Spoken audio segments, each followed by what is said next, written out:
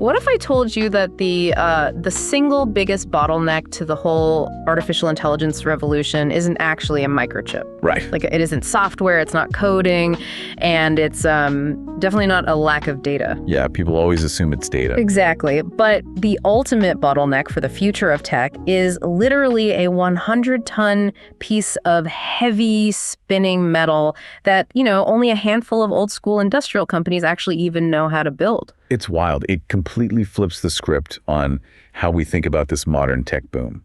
I mean, we're all so conditioned to just look at Silicon Valley for the future. Right, the software guys. Yeah. But right now, the most critical infrastructure for the next generation of computing is actually being manufactured by companies that, well, most people associate with oil rigs and hard hats. And that paradox, that exact paradox, is why we're here today. So welcome to the special Talk Tickers edition of our deep dive. Glad to be here. Today, we are looking under the hood of a company that a really massive portion of the market still just miscategorizes as a traditional oil field services giant. Oh, absolutely. We're taking the raw source material. So the Baker Hughes Q1 2026 earnings conference call transcript, and we are cutting right through the dense Wall Street jargon. Our mission is super specific. We want to give you, the retail investor, a really fast, actionable, data-driven breakdown of what is actually happening inside this company, which trades under the ticker symbol BKR. And, it's a truly fascinating moment to be pulling apart this specific earnings transcript, because the overarching narrative on Wall Street, it tends to be very binary, right? Yeah. Tech is good, fossil fuels are bad. Exactly. But the reality hidden inside the actual line items of these transcripts is far more complex. And frankly, it's far more lucrative if you know what you're actually looking at. Yep. 100%. And we're tailoring this deep dive specifically for you, the investor who's probably looking at your brokerage app right now, just trying to make sense of the market without having to wade through like 80 pages of corporate fluff. PR statements, yeah. Right, the synchronized PR statements. So in this deep dive, we're going to deliver the headline numbers to just set a baseline. Then we'll explore the real story behind those numbers, because the raw data never tells the whole truth. Never. After that, we'll unpack management's guidance for the rest of 2026. And finally, we'll leave you with a really opinionated bottom line verdict on whether this stock is a buy, a hold, or a sell, based purely on the structural health of the business. And to do that properly, we really have to look past the top line revenue and dig into the actual mechanics.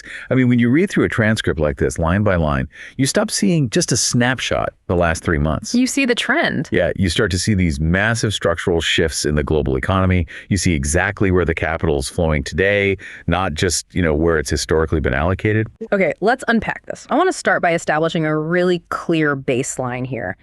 How did Baker Hughes actually perform against Wall Street's expectations in Q1 2026? Give me the raw data, like the headline numbers that the algorithms trade on the second the press release drops. Okay, so the headline numbers, at least on the surface, they present a very robust picture of profitability. Let's look at the bottom line first. Okay. Adjusted earnings per share, or EPS, came in at 58 cents for the quarter. And that represents a 13% increase year over year.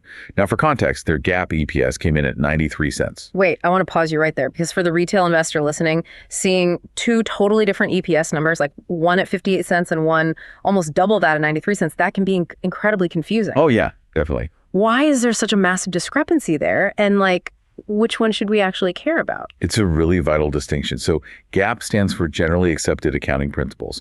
It's the strict standardized legal framework. Right. The GAAP number includes absolutely everything that happened in the quarter. So one-time windfalls, asset sales, massive write-downs, all of it. Adjusted EPS, on the other hand, strips away those noisy one-time items to show you the core recurring profitability of the everyday business operations. So if they sold off a massive factory for a huge one-time profit, that would inflate the GAAP number to 93 cents? Exactly. But the adjusted number at 58 cents tells us what they actually made from just running their normal day-to-day business. Precisely. And in this case, Baker Hughes had several divestitures. They were selling off non-core parts of their business, which really spiked that GAAP number. But Wall Street, and as an investor, you should primarily care about that adjusted 58 cents. Because that's the actual engine running. Right. Because that 13% growth year over year tells you the actual machine of the business is running more efficiently. Okay, that makes sense. Let's move up the income statement a bit. What does the operational profit look like? So we look at adjusted EBITDA for that. Earnings before interest, taxes, depreciation, and amortization. This is essentially the purest metric of how much cash the core operations are generating, before the accountants and the tax man get involved. Got it. What was the number? Their adjusted EBITDA came in at $1.16 billion. That's up 12% year over year. And crucially, it beat their own internal guidance that they had set for the street. Wow. Okay. But the number that really caught my eye when we were reviewing the source material wasn't just the sheer volume of billions, it was the efficiency. Their adjusted EBITDA margin. Yes, the margin hit 17.6%. That is a massive expansion of 140 basis points compared to the exact same quarter last year. And for anyone who isn't, steeped in bond trader math, 140 basis points simply means 1.4%. Right. So in plain language, for every $100 Baker Hughes brings in the door, they are keeping an extra $1.40 in pure operational profit compared to what they were keeping a year ago. Correct. And look, while 1.4% might sound small in the consumer world, in the world of heavy industrial manufacturing, where you're dealing with billions of dollars in revenue and massive supply chain costs, expanding your margin by 140 basis points is a monumental achievement. It's huge. It really signals severe operational discipline. Okay, I hear you. The EPS looks good, the EBITDA looks good, the margin expansion sounds great. But I am going to push back on you here, and I'm going to do it with a heavy dose of skepticism. They got me. Because when I look past those heavily massaged, adjusted profit metrics, and I look at the actual lifeblood of any business, the story changes completely. Free cash flow for the entire quarter came in at just $210 million. That is a stark contrast, yeah. It's beyond stark. I mean, for a massive global conglomerate generating billions and billions in top-line revenue, scraping together a mere $210 million in free cash flow feels incredibly light. You can't pay dividends with adjusted EBITDA. You can't buy back stock with an accounting margin. You need cold, hard cash in the bank. So give it to me straight. Are these earnings genuinely strong, or are there clever accounting maneuvers hiding a fundamental weakness in the business? Are they just masking the fact that the money isn't actually showing up? Your skepticism is exactly what a smart retail investor should be feeling right now. When you see a massive discrepancy between top-line accounting profit and bottom-line bank account cash, alarms should go off. Right. But this is exactly why we read the transcripts instead of just the headlines. Right. When we dig into the CFO's commentary, the underlying mechanics of that specific cash flow number become very clear. And it actually validates the strength of the business rather than exposing a weakness. Really? Okay, walk me through the mechanics then. Because to me, an 80% drop in expected cash flow needs a really, really good explanation. It comes down to two major factors: structural seasonality and geopolitical logistics. Let's tackle seasonality first. The management team was very transparent, and historical data backs this up. In massive industrial businesses, the first quarter, so January through March, is historically and generally their weakest period for free cash flow generation. Why? Do people just stop buying heavy machinery in January? Not at all. It's about how performance bonuses and large vendor payments are structured. Think about it. At the end of Q4, in December, companies are aggressively pushing products out the door to hit year-end targets, right? Which depletes their inventory. Yep. Then Q1 hits. They have to pay out massive annual employee bonuses for the previous year's performance. They also have to rebuild all that inventory they just sold off. Which costs money. Exactly, which means buying huge amounts of raw materials, steel, components, electronics. So in Q1, cash is flooding out the door to pay employees and vendors, while the products they're building won't be sold and turned into cash until Q2 or Q3. Okay, I understand the calendar dynamics. You pay out your debts in Q1 and you rebuild your stock. But seasonality happens every single year. That alone doesn't explain why this specific Q1 cash flow was so exceptionally light. And that brings us to the second, much larger factor: delayed customer payments, driven by global logistics. To understand this, we have to look at the massive global headwinds, specifically the ongoing geopolitical disruptions in the Middle East and the effective closure of the Red Sea shipping lanes. Right, because of the conflict, commercial ships are being targeted. Exactly. Now, think about the physical reality of what Baker Hughes sells. These aren't, software licenses that get emailed instantly.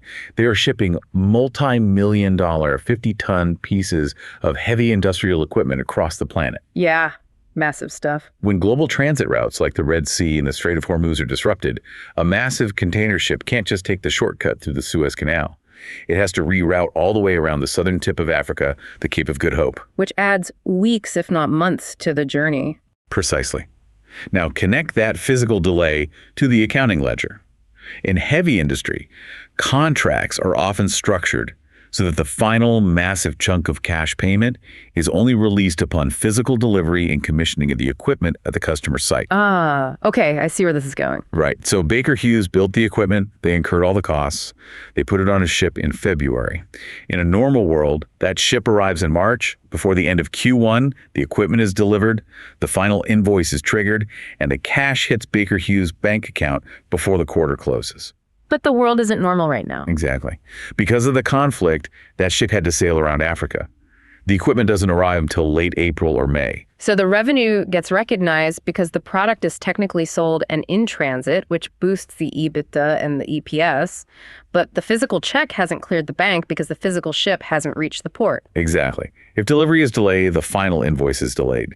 If the invoice is delayed, the cash collection slips out of Q1 and into Q2. It is purely a timing issue, an artifact of geography and geopolitics. That makes total sense. It is not a fundamental lack of demand for their products, and it is not customers defaulting on their debts. The money is coming. It's literally just taking a longer route on the ocean. That is a phenomenal explanation. And it perfectly illustrates why you can't just look at a screener tool on a website and make an investment decision. You have to understand the actual mechanism of the business. Always. So tying this back to the margin expansion, the 140 basis points, they expanded their profitability per unit sold, even while dealing with the massive headache of rerouting their entire global supply chain. Which is the ultimate proof of strength. Expanding margins while dealing with massive global supply chain chaos and, the associated inflation of shipping costs is undeniably strong. It means Baker Hughes possesses significant pricing power. They can pass the costs on. Exactly. They are able to pass those increased logistics costs on to the customer, and their own internal cost-cutting and efficiency measures are actually working. So they aren't just selling more stuff, they're physically extracting more pure profit out of every single piece of metal they sell, despite the logistical nightmares in the ocean. That is the exact takeaway from the headline numbers. Which provides the perfect transition for us. If I'm an investor listening to this, I'm thinking, okay, they have pricing power and expanding margins, but how? How exactly are they managing to pull this off when the global macroeconomic environment feels so incredibly chaotic? That's a great question. And to answer that, we really need to dive into the core of this transcript. We need to look at the story behind the numbers, because when you actually look inside Baker Hughes right now, it isn't one cohesive company moving in the exact same direction. It's a tale of two completely different worlds. It really is. To understand how this company functions today, you kind of have to throw away the old mental model. Baker Hughes is essentially structured as two massive, distinct business segments operating under one corporate umbrella. Right. You have the legacy business, OSE, which stands for Oil Field Services and Equipment, and then you have the future-facing business, IET, which stands for Industrial and Energy Technology. Let's start with the legacy side. In Q1 of 2026, the OSE segment, the traditional oilfield business, was clearly the laggard. The numbers in the transcript show that oilfield services saw revenue drop 9% sequentially, coming in at $3.24 billion. Now, before we go further, clarify sequentially for the listener, because that's a term Wall Street uses a lot that can trick people. Oh, absolutely. It's an important distinction. Yeah. Year over year compares Q1 of this year to Q1 of last year, which adjusts for those seasonal trends we talked about. Sequentially compares Q1 of this year directly to Q4 of last year, the quarter that immediately preceded it. So a 9% sequential drop means they made 9% less revenue in Q1 than they did just 3 months prior in Q4. Correct. And while some of that is the normal Q4 to Q1 seasonal drop, the management transcript points the finger directly at geopolitics for exacerbating the decline. Right. We are back to the Middle East. Yes. Specifically, the geopolitical conflicts affecting Saudi Arabia, the UAE, and the effective closure of commercial transit through critical choke points. Mm-hmm. You have to understand what the OSE segment actually does. We aren't just talking about drill bits here. What are they building? Baker Hughes provides incredibly complex, massive infrastructure for oil extraction. Things like subsea trees. Okay, let's Eli 5 that. Explain it like I'm 5. What is a subsea tree? Because it sounds like something you'd find in a kelp forest. It's a great term, but it's purely mechanical. Imagine an oil well drilled deep into the ocean floor. You can't just leave an open pipe down there. The pressure would blow it out. Obviously. A subsea tree is a massive, multi-ton assembly of specialized steel valves, spools, and fittings that is installed directly on top of the wellhead on the ocean floor. It acts like a giant, highly complex faucet that controls the flow of oil or gas out of the well. It allows engineers to inject chemicals to keep the well flowing, and it serves as the ultimate safety valve to prevent blowouts. And these things are massive, right? Like they weigh tens of thousands of pounds. Exactly. They are custom engineered, incredibly heavy, and incredibly expensive. Now, the Middle East is obviously a massive market for this kind of well construction and extraction technology. But when the shipping lanes freeze or become prohibitively dangerous and uninsurable for commercial transit, a company like Baker Hughes can't just load a 50-ton subsea tree onto an airplane. The logistics just completely break down. Completely. That revenue effectively hits a brick wall until the logistics can be rerouted, which takes months, or until the conflict subsides. Yeah. You can't deliver the equipment, so you can't record the revenue. And the CEO, Lorenzo Simonelli, was very blunt about this in the transcript.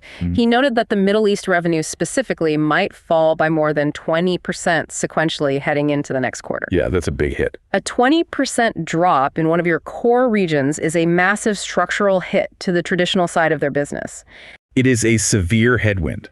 And honestly, if Baker Hughes were still just a pure play, traditional oilfield services company like they were a decade ago, this earnings call would have been an absolute disaster.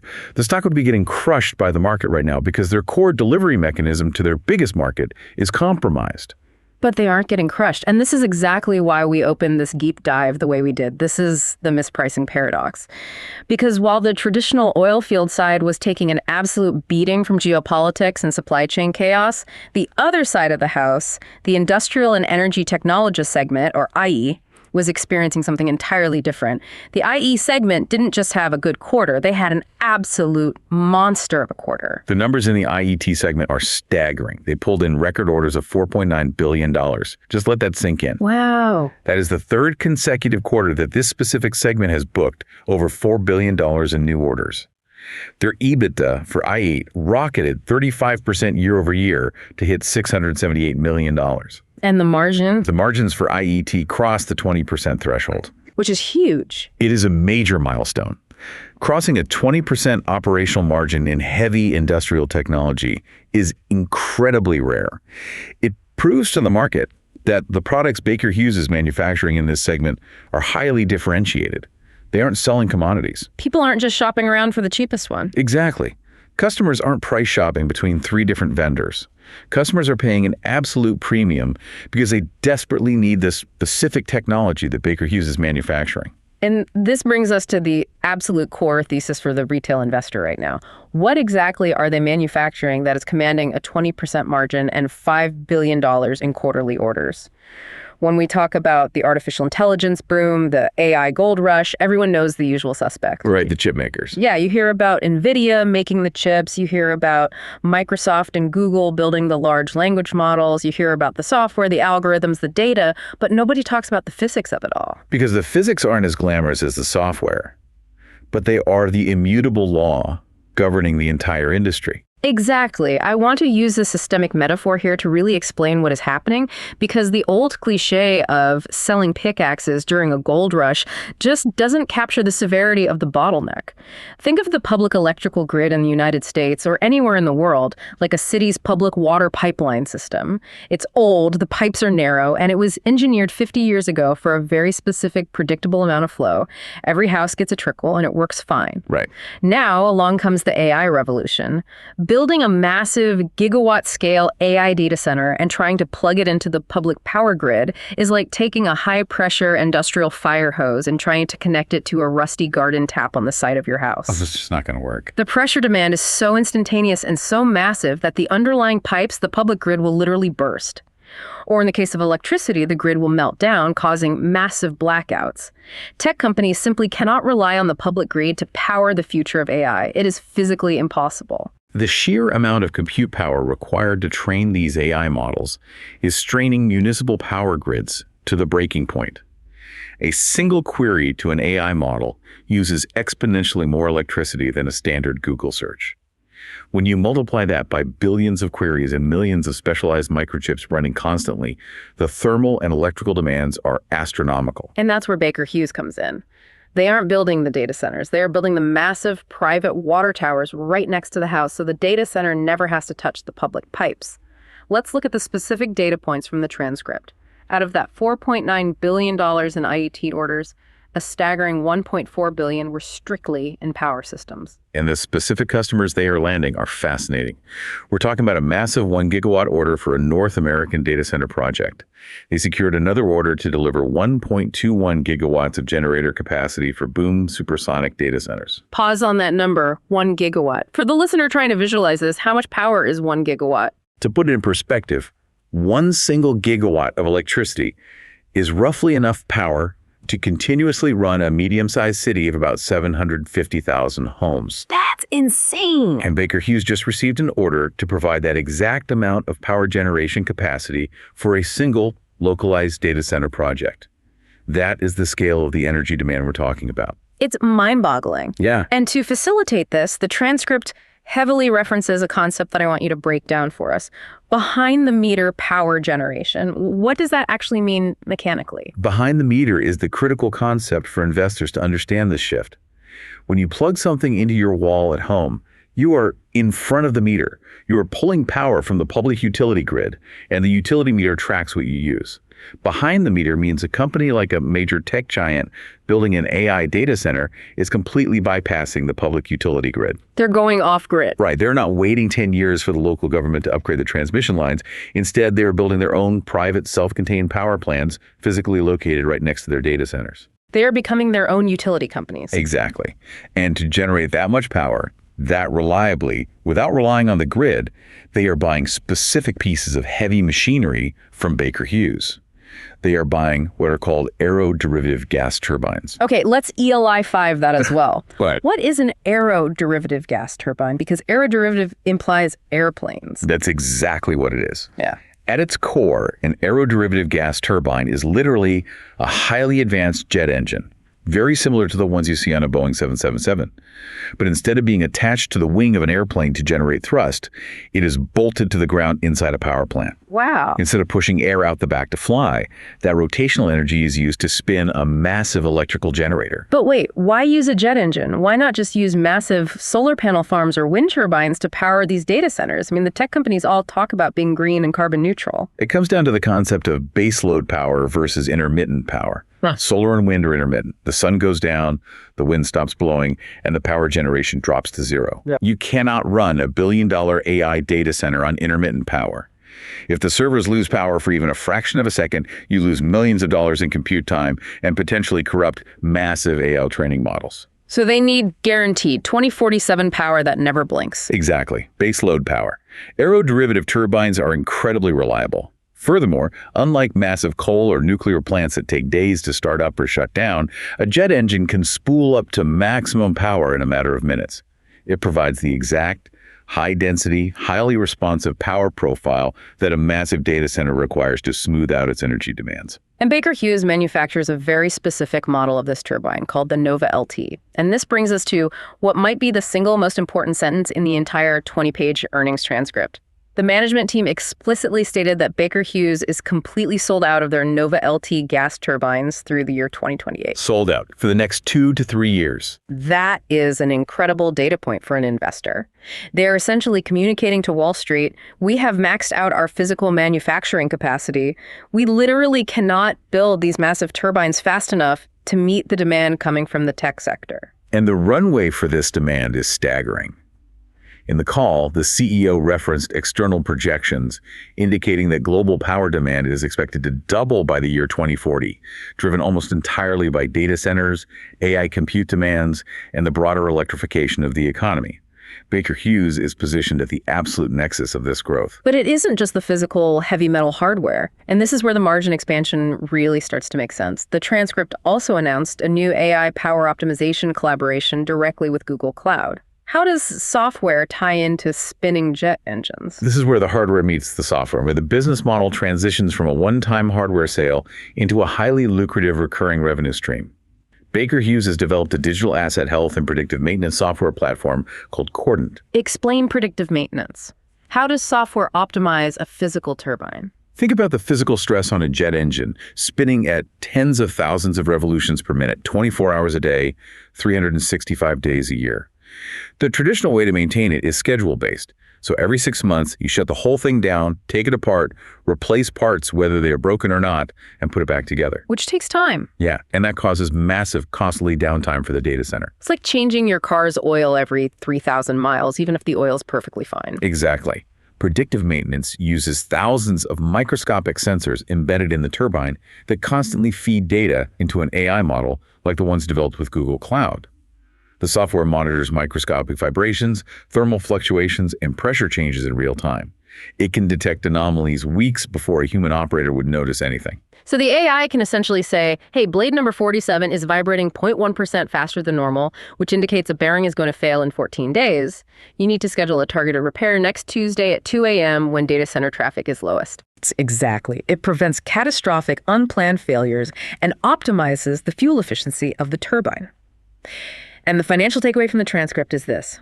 Orders for Cordant software related to power systems doubled year over year. Wow. So Baker Hughes isn't just selling a $20 million piece of hardware once.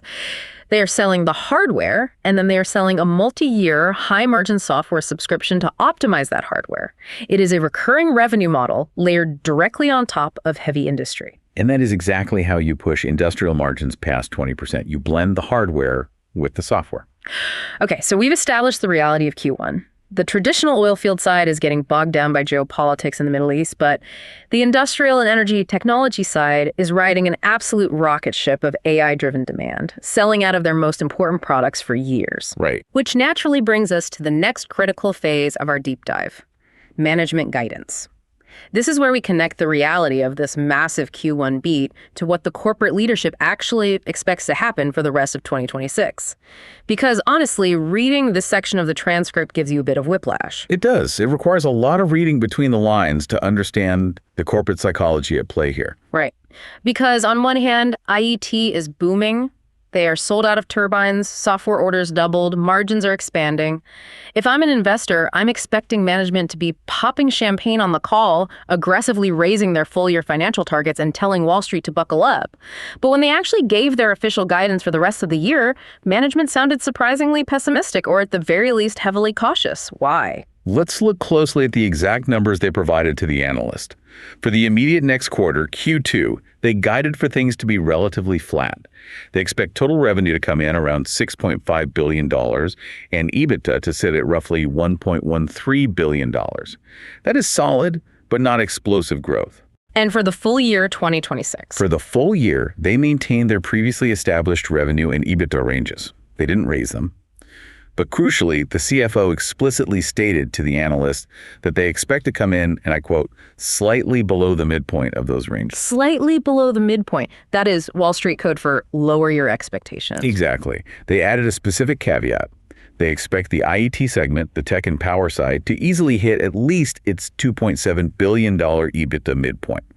So the tech side is safe and growing as expected. But they heavily signaled that the traditional oil field side, OFSE, is going to struggle to hit its previously stated targets. Okay, I have to press you on this. This is where the retail investor gets confused by corporate speak. Why is management voluntarily softening their full-year outlook if they are literally sold out of their hottest, most profitable product for the next 2 years? I know, it sounds weird. If you have guaranteed buyers for every single turbine you can physically build and your margins are expanding, why walk back the overall company guidance? It feels contradictory. It feels contradictory until you understand the geopolitical assumptions that the CFO has to hard bake into their financial models. Management is actively choosing to be conservative, and they are doing it to protect themselves. In the transcript, the CFO explicitly laid out their baseline assumptions. Which were? Their financial guidance assumes that the Middle East conflict will persist at its current level of intensity through at least the end of June, without major escalation, but keeping those key shipping lanes effectively closed or severely restricted. So they are mathematically modeling for a bad scenario to continue indefinitely. Exactly. They are pricing in the absolute worst of the logistics bottlenecks. Think about the psychology of Wall Street guidance. The absolute worst thing a management team can do is overpromise and underdeliver. Wall Street will punish your stock price severely if you miss your own targets. So if you were the CEO and you know your oil field business is heavily reliant on moving massive equipment through the Red Sea and you have zero control over the geopolitical conflict happening there, you have to assume the worst. Precisely. If a massive shipping container full of drill bits and subsea trees physically cannot get through the Strait of Hormuz safely, the equipment sits on a dock or it takes a 2-month detour. Either way, Baker Hughes cannot legally recognize that revenue in the current quarter. Management is communicating to Wall Street. We are putting an artificial ceiling on our expectations for the traditional oil field side of the business until the geopolitical dust completely settles. Don't expect heroics from OFSE. I want to make sure the listener truly understands the nuance here, because this is the crux of the investment thesis. It's the difference between a demand problem and a supply chain problem. It is the most critical distinction in corporate finance. A demand problem means your products are obsolete. It means your competitors are building better turbines, or national oil companies have simply stopped drilling for oil. If you have a demand problem, your business is fundamentally broken and your stock deserves to drop. But Baker Hughes does not have a demand problem. Not at all. They have a supply chain problem caused entirely by external geopolitics. The demand is still there. The oil is still in the ground in Saudi Arabia and the UAE. The national oil companies still desperately need the extraction equipment. Baker Hughes has the signed contracts. The only issue is the physical inability to deliver the supply on a predictable timeline. And a supply chain problem is temporary. Geopolitics shift. Shipping lanes eventually secure or logistics routes adapt.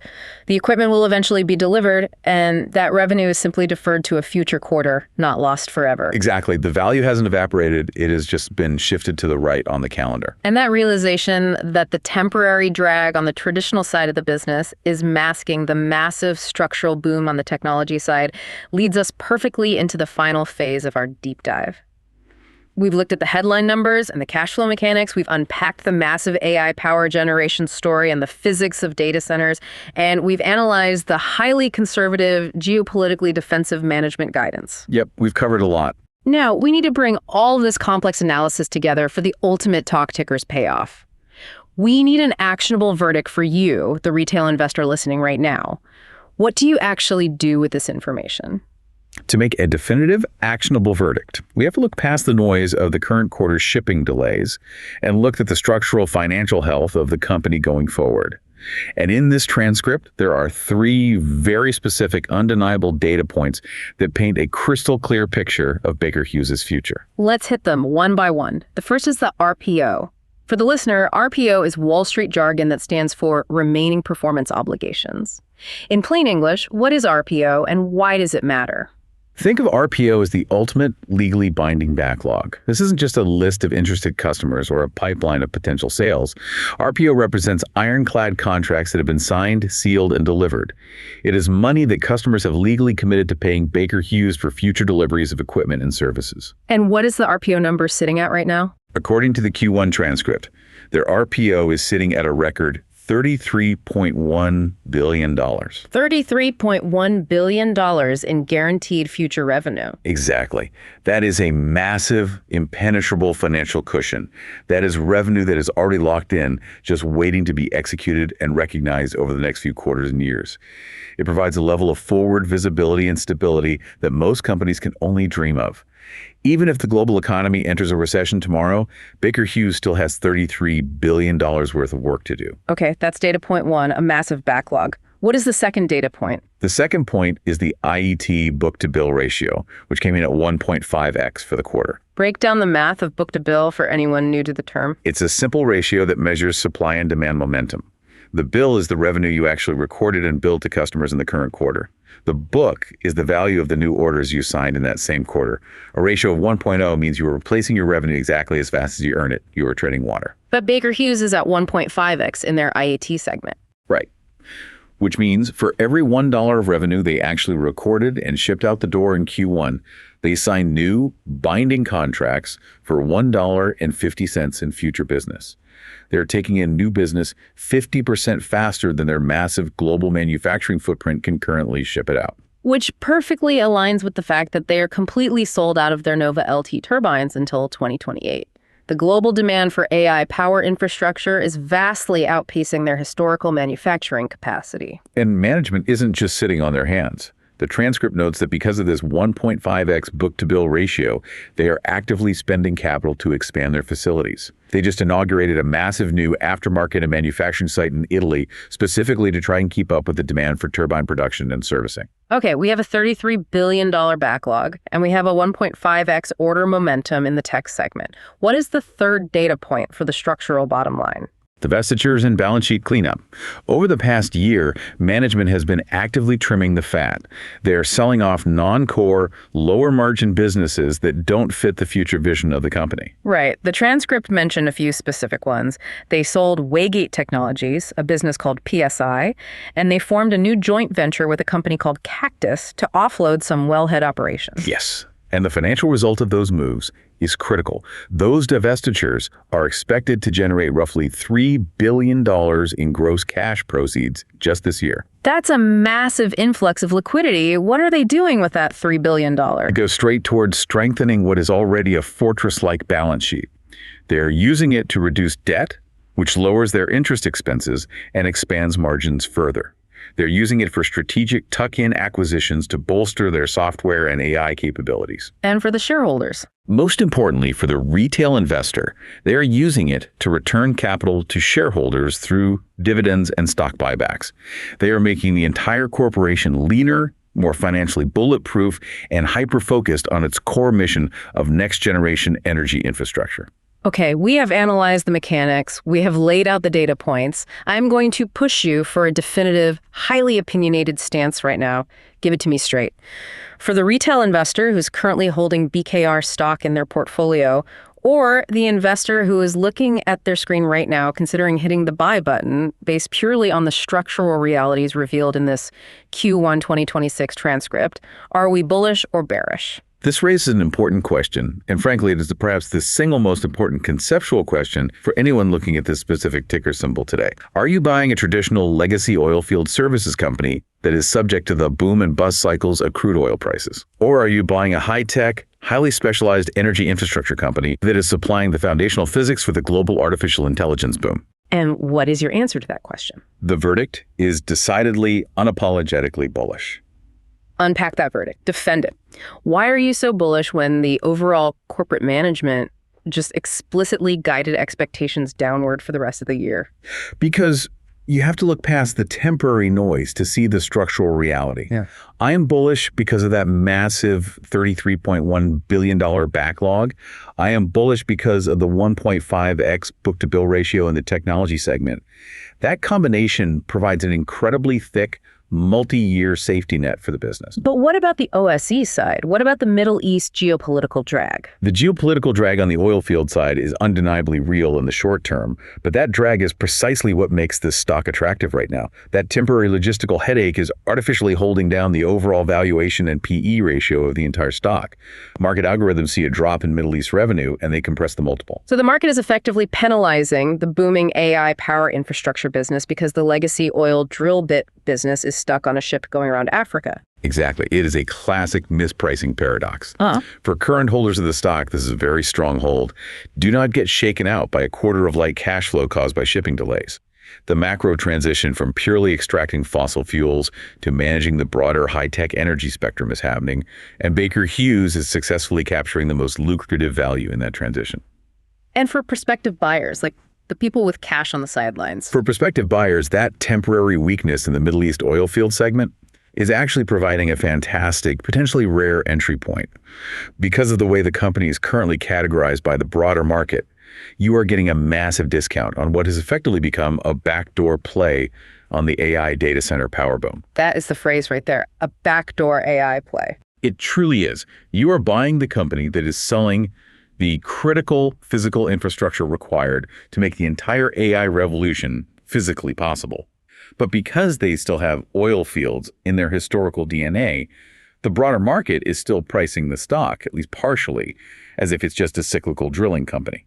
The market hasn't fully digested the fact that they are a 20% margin technology infrastructure provider with a multi-year wait list for their products. That is exactly the kind of actionable, structural insight we aim for here on Talk Tickers. It's about looking past the immediate headline guidance and the short-term cash flow blips to see the underlying physical reality of the order book. Baker Hughes is in the middle of a massive evolutionary transition.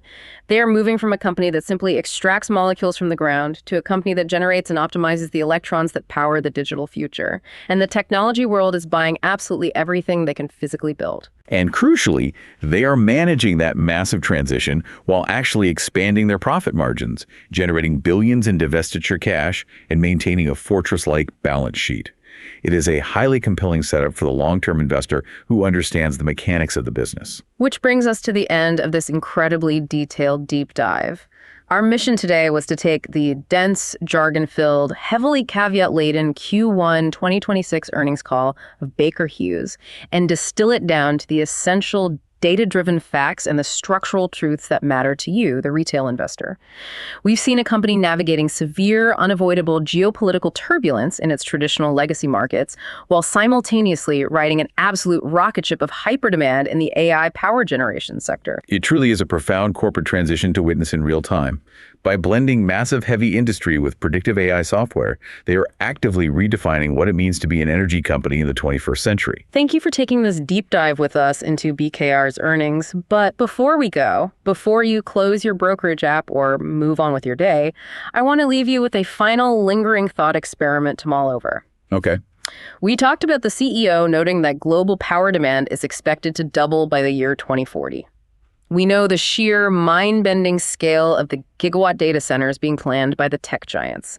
And we know, as a verified fact from this transcript, that industrial manufacturing giants like Baker Hughes are already completely 100% sold out of their premium power generation hardware, those massive spinning Nova LT gas turbines, until the year 2028. The physical manufacturing capacity of the heavy industrial sector is simply maxed out. You cannot just spin up a new jet engine factory overnight.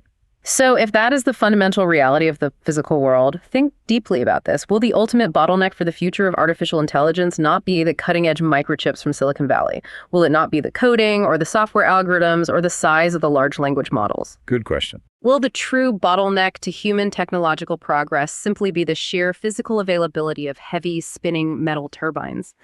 And if the trillion-dollar tech giants literally cannot turn on their AI data centers without these highly specialized physical machines, who really holds the ultimate leverage in the tech world of tomorrow? The guy writing the code or the guy building the engine? You thought you were looking at a familiar, old-school muscle car, but the high-pressure fusion reactor hidden under the hood might just turn out to be the most important engine in the global economy. Keep a very close eye on the physical power. We will see you on the next deep dive.